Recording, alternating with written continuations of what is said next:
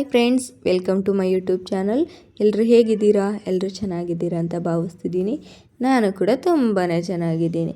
ನಾನು ಇವತ್ತು liver fry ಮಾಡ್ತಿದ್ದೀನಿ.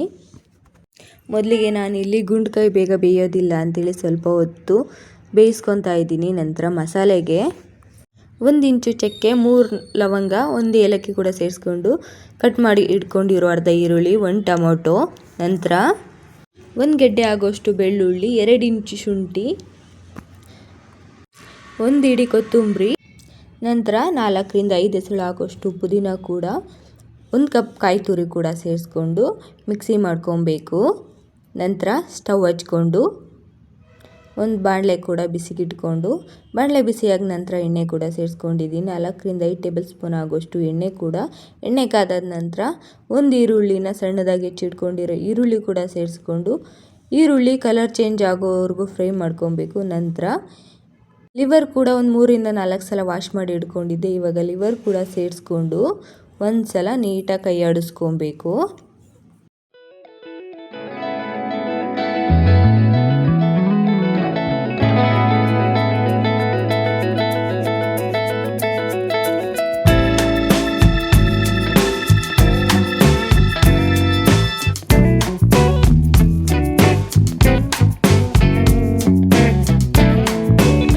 ಬೇಯಿಸಿ ಇಟ್ಕೊಂಡಿರೋ ಗುಂಡ್ಕಾಯಿ ಕೂಡ ಸೇರಿಸ್ಕೊಂಡಿದ್ದೀನಿ. ನಂತರ ಅರ್ಧ ಟೇಬಲ್ ಸ್ಪೂನ್ ಆಗೋಷ್ಟು ಅರಿಶಿನ, 1 ಟೇಬಲ್ ಸ್ಪೂನ್ ಆಗೋಷ್ಟು ಉಪ್ಪು ಕೂಡ ಸೇರಿಸ್ಕೊಂಡು ನೀಟಾಗಿ ಇನ್ನೊಂದು ಸಲ ಕೈ ಆಡಿಸ್ಕೊತಿದ್ದೀನಿ.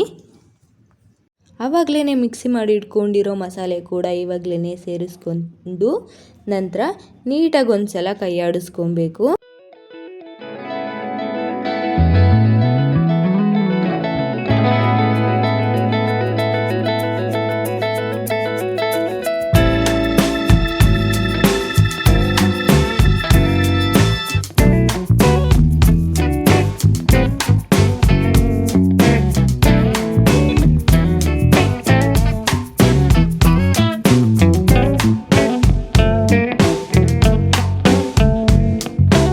ಖಾರಕ್ಕೆ ತಕ್ಕ ಹಾಗೆ 1 ಟೇಬಲ್ ಸ್ಪೂನ್ ಆಗೋಷ್ಟು ಅಚ್ಕಾರದ ಪುಡಿ ಕೂಡ ಸೇರಿಸ್ಕೊತಾ ಇದ್ದೀನಿ. 2 ಟೇಬಲ್ ಸ್ಪೂನ್ ಆಗೋಷ್ಟು ಧನಿಯಾ ಪುಡಿ ಕೂಡ ಸೇರಿಸ್ಕೊತಾ ಇದ್ದೀನಿ. ಇವಾಗ 1 ಟೇಬಲ್ ಸ್ಪೂನ್ ಆಗೋಷ್ಟು ಉಪ್ಪು ಮೊದಲೇ ಸೇರಿಸಿದ್ದು. ಇವಾಗ ರುಚಿ ಕೂಡ ಅಡ್ಜಸ್ಟ್ ಮಾಡಿಕೊಂಡು ಇನ್ನೊಂದು ಟೇಬಲ್ ಸ್ಪೂನ್ ಕೂಡ ಉಪ್ಪು ಕೂಡ ಸೇರಿಸ್ಕೊತಾ ಇದ್ದೀನಿ.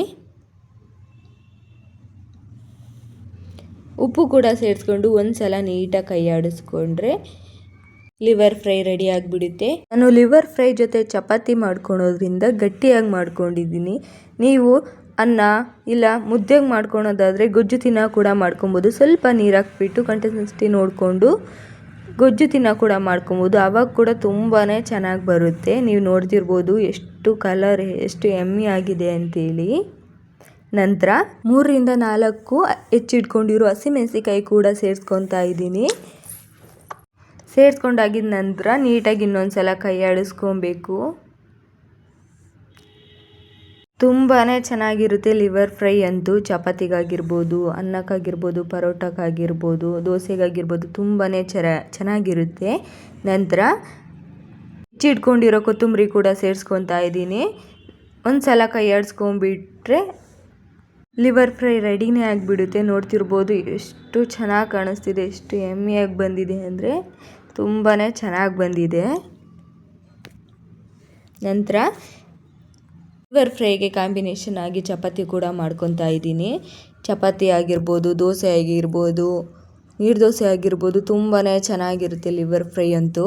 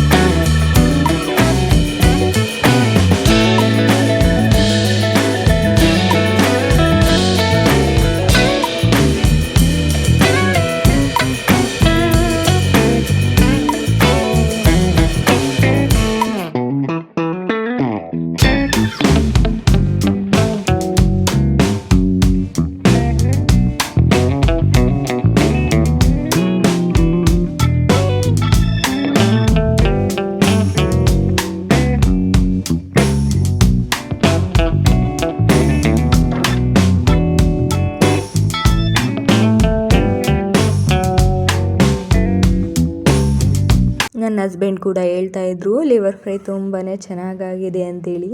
ನಾನು ಕೂಡ ಟೇಸ್ಟ್ ಮಾಡಿದೆ. ಲಿವರ್ ಫ್ರೈ ಅಂತೂ ತುಂಬ ಚೆನ್ನಾಗಾಗಿದೆ. ನೀವು ಒಮ್ಮೆ ಟ್ರೈ ಮಾಡಿ. ಈ ವಿಡಿಯೋ ನಿಮ್ಗೆ ಯೂಸ್ಫುಲ್ ಆಗಿರೋ ಇಷ್ಟ ಆಗಿದ್ರೆ ಸಬ್ಸ್ಕ್ರೈಬ್ ಆಗೋದು ಮರಿಬೇಡಿ, ಲೈಕ್ ಮಾಡಿ, ಫಾಲೋ ಮಾಡಿ.